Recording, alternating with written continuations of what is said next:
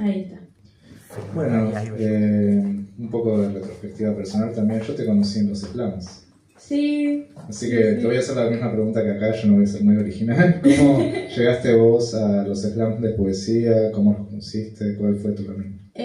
Tengo un amigo mío, Soria, que lo quiero mucho, que empezó a como a meterse a todo este mundo under. Él lo que hace son pósters, tipo, le gusta usar Photoshop, imágenes que ve por ahí en revistas o cosas por el estilo. Ese póster muy lindo, tengo unos colgados en mi pieza. Mira. Y no sé cómo lo encontró él, nunca le pregunté, pero empezó a meterse ahí como a hacer exposiciones, cosas por el estilo.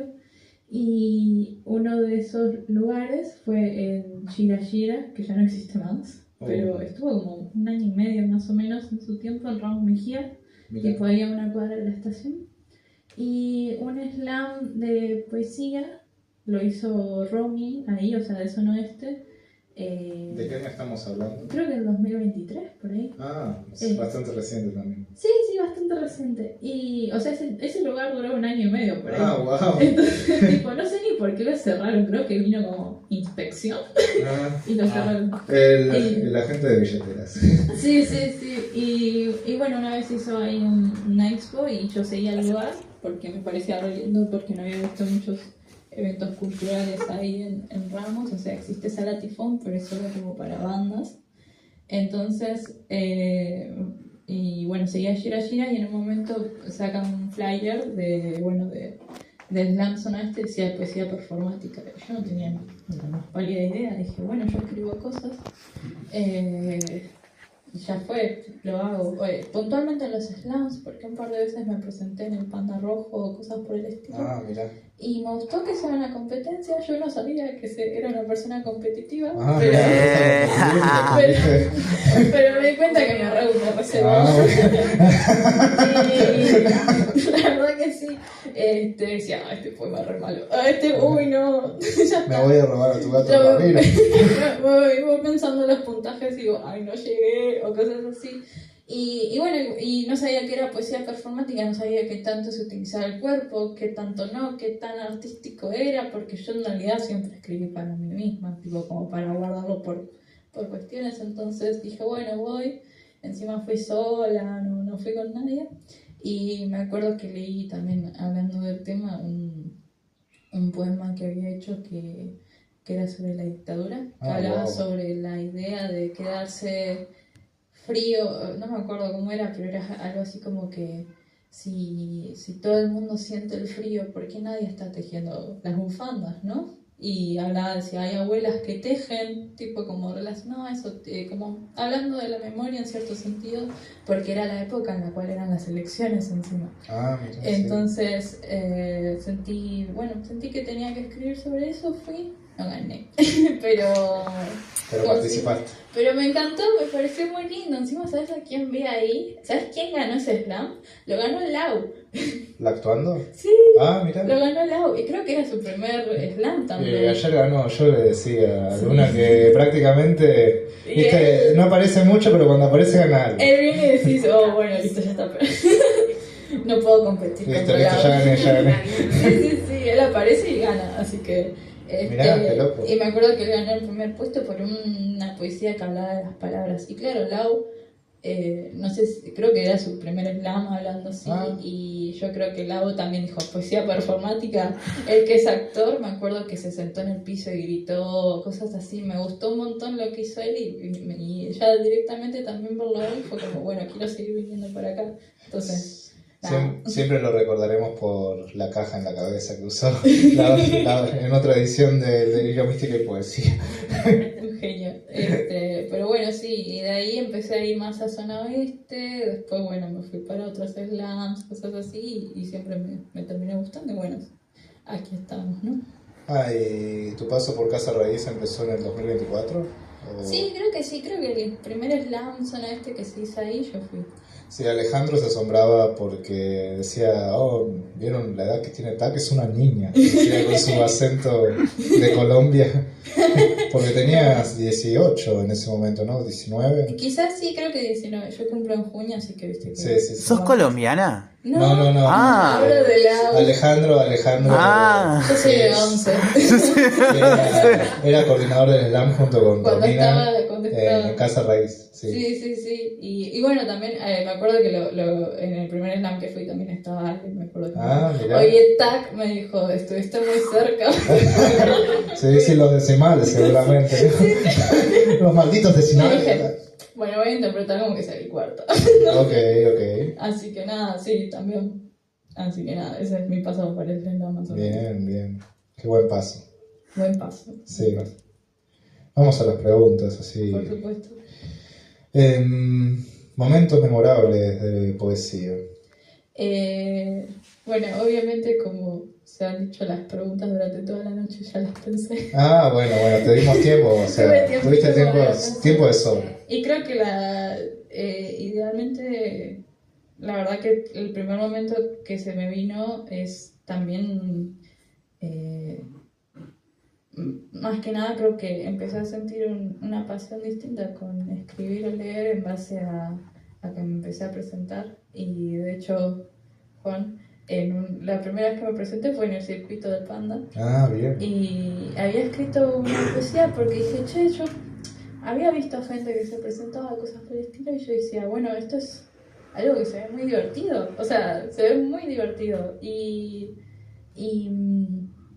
creo que uno también cuando se presenta en un escenario tiene el egoísmo de sencillamente decir, mírenme, tipo como la canción del Cuarteto de Nos. Claro, o sea, un poco la atención nos debe gustar si estamos en un escenario hablando con micrófonos.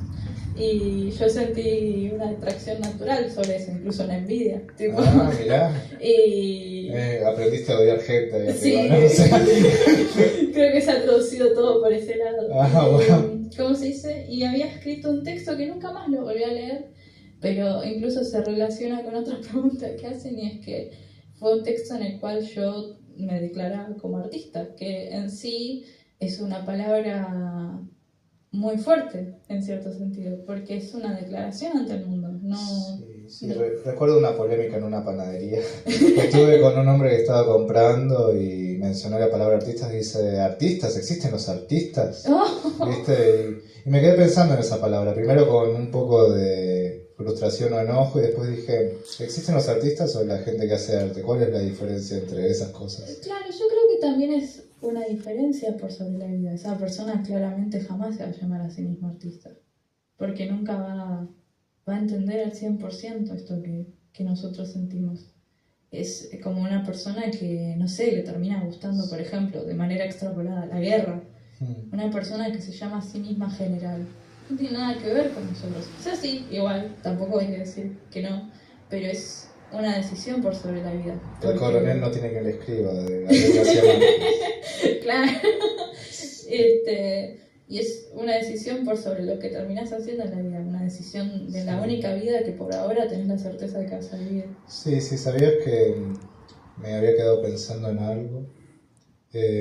Muchas veces a lo largo de mi vida le dije a diferentes personas que para mí sentir es entender, o es otra forma de entender. Claro. Porque muchos tratan de entender el mundo o lo que pasa o a la gente desde un lugar puramente racional quizás, o intelectual inclusive, y se olvida de que en lo esencial somos seres emocionales y que también entendemos el mundo con emociones, ¿no? Claro, es como la palabra sabiduría, dentro de todas las traducciones que tiene, una va en base al sabor, ¿no? Es meramente el agarrar un objeto y sentirlo y saborearlo y apelar a los sentimientos del cuerpo también.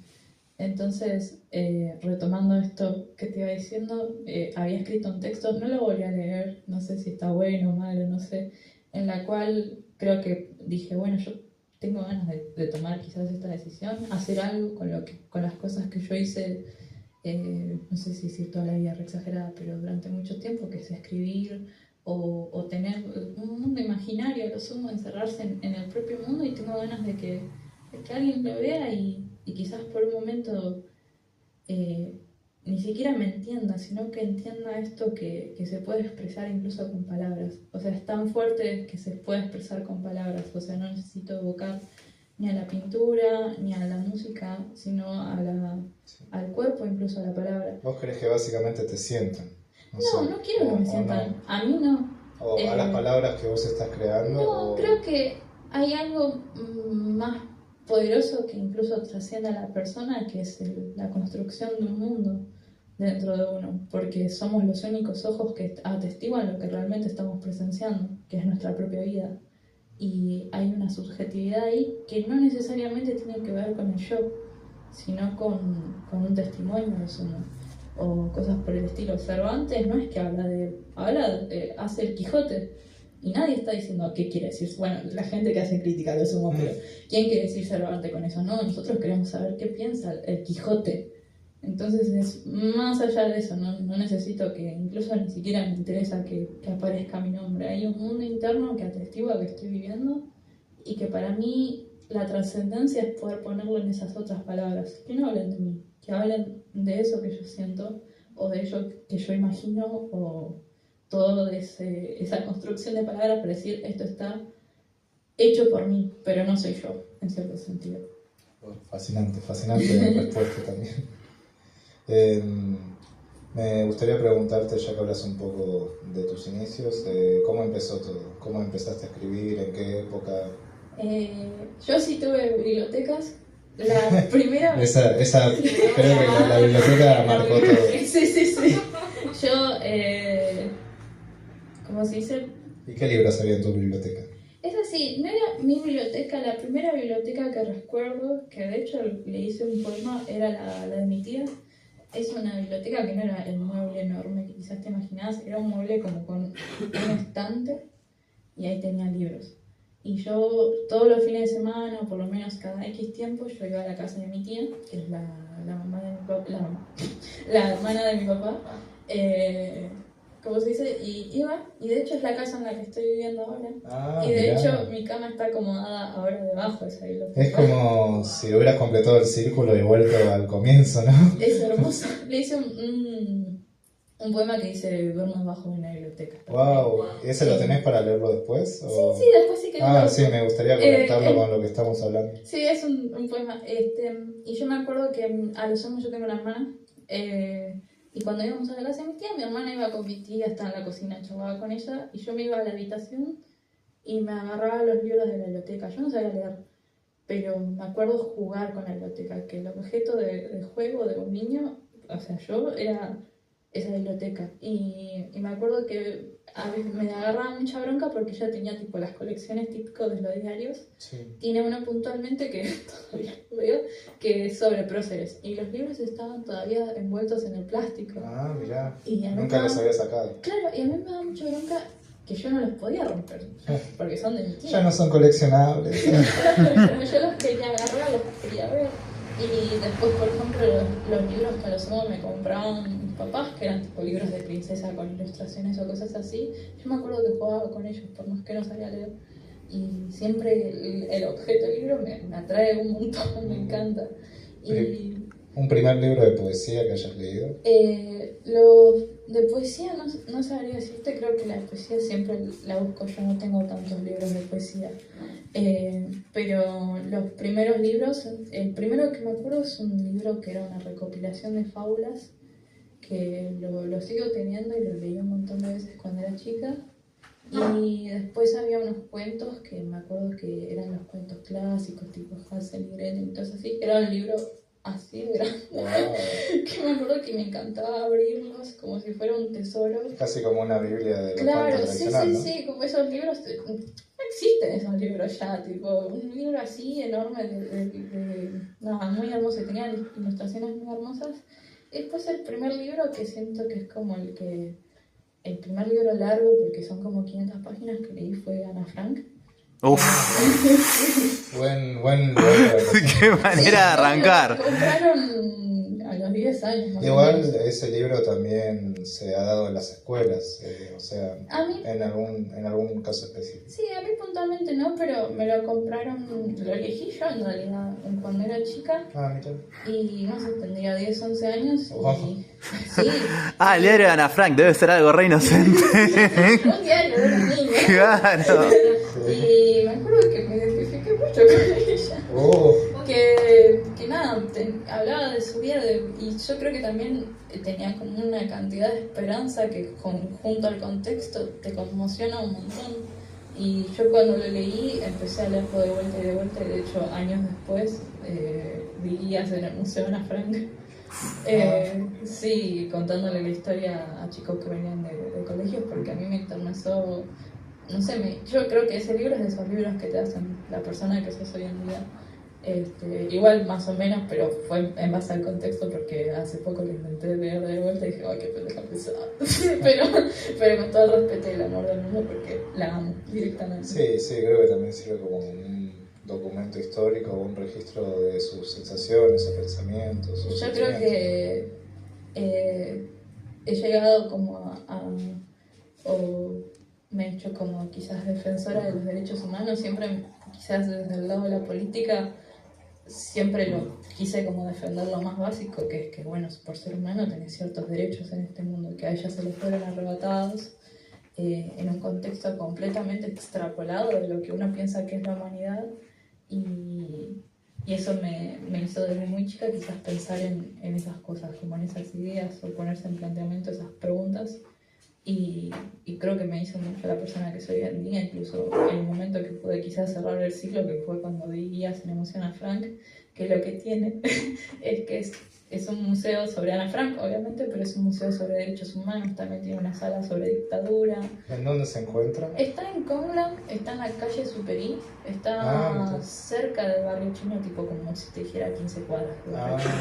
Que yo me acuerdo que me levantaba a las 5:30 de la mañana para ir, porque me quedaba quizás muy lejos y yo daba el turno de la mañana, entonces venían chicos que tenían el colegio a la mañana y nada, les daba toda la vida yo y creo que era voluntariado encima. ¿Y qué edad tenías cuando dabas esto? Y creo que tenía 17, 18. Wow. Porque el museo en sí fomenta que los guías sean jóvenes, por la cuestión de que digan, bueno, gente joven habla de la historia de esta chica, de esta niña, entonces es como que fomenta eso de por sí.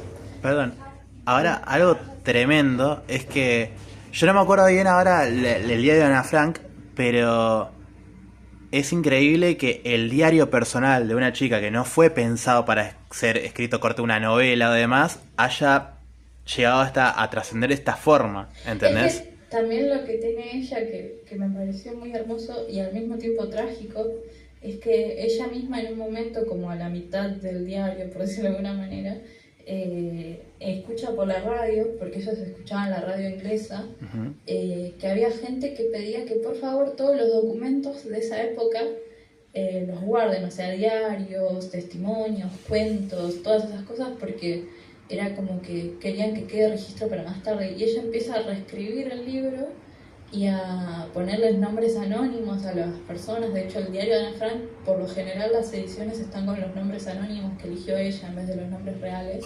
Y quería titularlo La casa de atrás.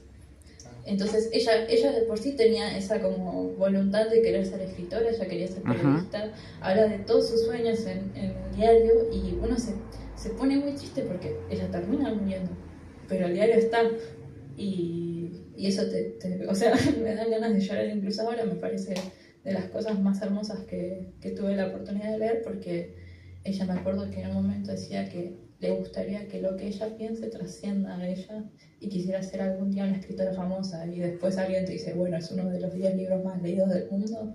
A mí Sí, increíble que lo haya logrado. Me pone muy Hablaban de actos de justicia poéticos. Claro, exactamente, eso me puso muy muy sensible desde muy muy chica, y hasta el día de hoy me pone así de sensible. Qué loco. Sí, y bueno, y de hecho me terminé peleando por el museo por todo lo de Palestina. Así que no sigo dando guías. Bueno, pero esto llevándolo igual un poco a la actualidad, es re loco pensar que tal vez en algún día cuando nos muramos, ¿viste? Tal vez quede nuestro celular con las notitas y demás, y de repente sea el próximo diario de alguien, ¿entendés? Esa es mi esperanza, ¿Vos pensás que, siguiendo un poco esta línea, hay alguna clase de trascendencia en las obras que realizamos? O sea, algo de nosotros sobrevive más allá del tiempo o de la muerte. Por supuesto, porque uno también, yo hay una frase de un teórico que me gusta mucho que dice: el artista trabaja con las herramientas de su tiempo y estas quedan plasmadas, ¿no? El artista agarra y primero tiene la concepción de un pasado que cree que ya está resuelto y aprendió de los errores del mismo, y no conoce los errores que en un futuro van a pensar que tuvimos en esta época. Entonces, entre eso él hace un lenguaje quizás hasta universal, porque siguen siendo las mismas experiencias también. Sigue habiendo las mismas historias, ¿viste? Cuando te dicen hay solo 16 géneros y no se ha inventado más. Trabajamos con eso y hay un lenguaje entre todo eso que invita a la trascendencia, porque a mí por lo menos me ha pasado que hay gente que me dice: es como que hablas de vos, pero al mismo tiempo es como que yo me siento identificada. Es eso, tipo, ¿por qué leo cosas, no sé, de Ana Frank y yo en su momento me sentí identificada? ¿Por qué, no sé, otras personas hay como un espíritu y un sentimiento que va transmitido con las palabras, que va a trascender incluso cualquier tiempo, porque seguimos siendo los mismos humanos? O sea, desde que se desde que se inventó la escritura en los sumerios hasta el día de hoy, ¿cuánto tiempo pasó?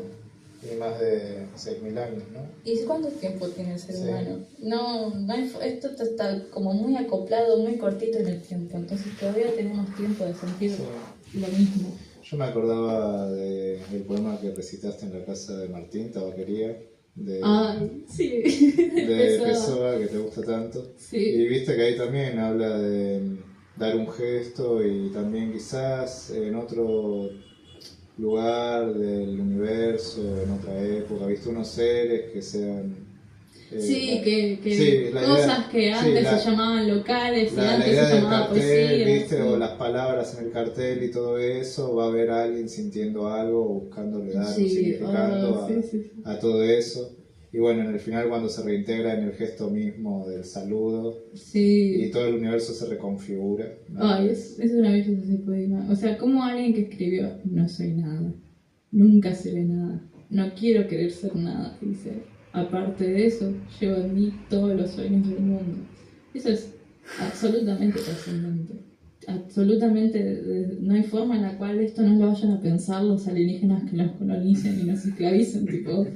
no hay forma en la cual una persona, no sé, en el tiempo nos pone que Juana de Arco, ¿cómo no ha pensado eso? ¿Cómo no ha pensado eso la misma humanidad de la época de los egipcios, por ejemplo? Es totalmente entendible. El sentido de trascendencia en sí mismo es trascendente. Entonces, eso se despega incluso más allá de la época. Y de hecho también es absolutamente valioso lo de la misma época. No sé, escribir en un poema algo sobre TikTok, ¿por qué no va a trascender? Si alguien va a querer leerlo, alguien algún loco en algún futuro va a pensar sobre TikTok. Esa pregunta personal, ¿a vos de qué forma te gustaría trascender?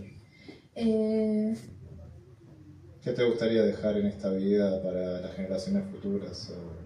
Y yo creo que así, primero no tengo quizás una idea muy clara, porque todavía lo estoy como descubriendo en cierto sentido, en el camino de una persona en lo que decía ser. Pero creo que el sentimiento que más me ha apelado y el que más he amado, incluso hay gente que se adicta al mismo, es la esperanza. Yo creo que, no sé si me pienso a mí misma como una persona muy positiva, y a mí en todo momento, no sé, poemas como el que voy a leer ahora, que es el de nada va a ocultar la belleza de este mundo, o cosas por el estilo, son lo que a mí más me apela. Y si hay algo que quiero que quede, es que alguien lea lo mismo y le agarre el mismo nudo, quizás en la garganta, de esperanza. Bueno, muchas gracias. Gracias. No necesito hacer más preguntas porque creo que has rendido mucho como... Sí, así que te dejo ya directamente con los poemas, así te entrego la palabra. Por favor. No, voy a leer dos, voy a leer... La biblioteca, por favor, no te olvides. De la biblioteca, sí, listo. Lo busco primero porque... No quiero influir sobre tu selección, pero... No, sí. Está bien, terminaría haciendo 3 poemas, pero tampoco me molesta. A ver, un segundito. Lástima, tenía un montón de respuestas. Vamos a hacer otro volumen, me parece. Bueno, está bien, perfecto. Para que lo busco. Qué momento incómodo. Deja de grabar, Juan. No, esto sí, hasta... Después te lo paso y lo edita como te pinte. Ok, no lo voy a editar. Pero bueno, pará, mientras me está cargando, porque está cargando, leo otro que lo hice hoy, es re boludo. Así como me molesta decir lo de la esperanza y todo, después leo una boludez. No, leo el que leí ayer. Okay. Dice, repaso la textura de la música con los dedos. De sol sale en la ventana, jueves a la madrugada, colgando papelitos en las ruedas para que mis versos giren. Sin dolor, los meto en el lavarropa, en la ducha y los enjabono, para quitarles la mugre. Se les engrasa el pelo, se les juntan la cera, transpiran todas las remeras, me despiertan con mal aliento. Tengo versos con caras sucias, se acongojan, pensé. No tengo ningún significado para saber si se escriben acongojados. Convivimos, ariscos. Corren por los pelos de mi brazo, sacan puntos negros, dibujan sombras, colgando papeles en la heladera. Les saco los piojos, protector solar, repelente. Un escolar, por favor, para volver a la parada del colegio. ¿Qué se van a comprar en el recreo? Con moneditas que tiran sin todavía elegir lado. Pequeños versos tarados, todavía en el primario. Es el inconveniente de crear, no desear estar y se van a quedar. Son calificables, moldeables y de manera intrépida tienen la valentía de ser chicos. Ahí van las víboras que los miran con desdén y yo tan limpio sentí que los dejé, no sé por qué. Hay tantos microcuentitos, parrafitos, sonetitos, con la panza llena y cagando soletitos. No les hagan nada a mis versitos. Y yo solo puedo mirar con sus bracitos buscando moretones. Salgan a defenderse, a matarse, porque fueron hechos con pasión, porque van a pinchar la burbuja de esta verdad, porque cocinan acuarelas sin mirar el eje, porque hacen de mí un ser humano, porque desde que los parí a mí también me hicieron nacer. Salgan al patio y cáguense a trompadas, a todo el mundo, saquen mala nota, váyanse a la plaza a fumar porro. No, es un primario. Coman y crezcan. Pequeños versos tarados, todavía en el primario. Bien, ese es uno. A ver si se carga esto.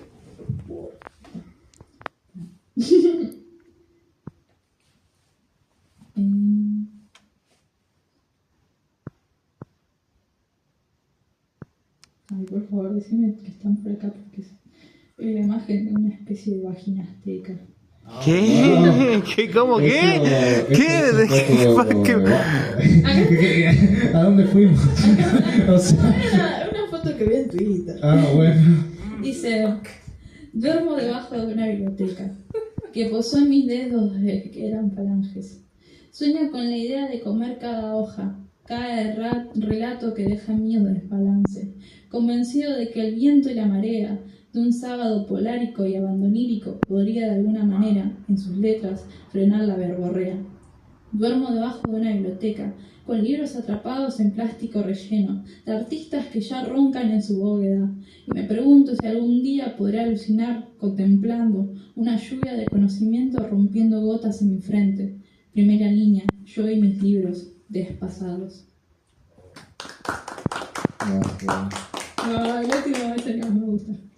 Este es, lo había leído la otra vez. ¿Cuándo lo leí? En otra edición. En el volumen. No, ese. No me acuerdo. Ya.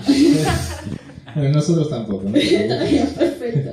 Que es una artista que encontré así de pedo. Fue el día de las citas poéticas. Sí. Es verdad. Sí, lo leíste justo al final y yo me acerqué a tu mesa a preguntarte ¿quién es esa poeta? Sí. Pásala después, pasa el link. Sí, ay, es hermosa. Que se llama Hilaria Veronca, que se llama La belleza de este mundo.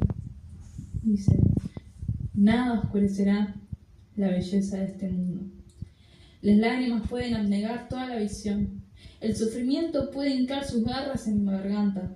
La pena, la amargura pueden levantar sus paredes de ceniza. La cobardía, el odio puede extender su noche. Nada oscurecerá la belleza de este mundo. Ninguna derrota me ha sido ahorrada. Conocí el gusto amargo de la separación, y el olvido del amigo, y las veladas al lado del moribundo, y el regreso vacío del cementerio, y las miradas terribles de la esposa abandonada, y el alma tenebrosa del extraño.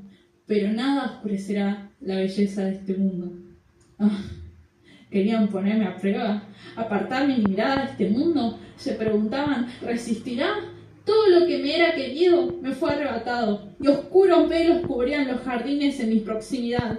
La mujer amada volvía a lo lejos su rostro ciego, pero nada oscurecerá la belleza de este mundo. Yo sabía que lo humilde tenía contornos tiernos. La carretera en el campo como un sol naciente, dicha, río helado, que en primavera se despiertan y las voces cantan en el mármol. En lo harto de los promontorios ondea el estandarte del viento. Nada oscurecerá la belleza de este mundo. Vamos, hay que resistir, pues quieren engañarnos. Si caemos en la turbación estaremos perdidos. Cada tristeza está ahí para ocultar un milagro. Una cortina que corremos sobre el día fulgante. Recuerda las dulces citas, los juramentos, porque nada oscurecerá la belleza de este mundo. Nada oscurecerá la belleza de este mundo. Hay que arrancarle la máscara al dolor y anunciar los tiempos del hombre, la bondad y las comarcas de la risa y la quietud. Dichosos, marcharemos hacia la última prueba con la frente en la claridad, liberación de la esperanza. Nada oscurecerá la belleza de este mundo. Gracias. Gracias a vos. ¡Bravo!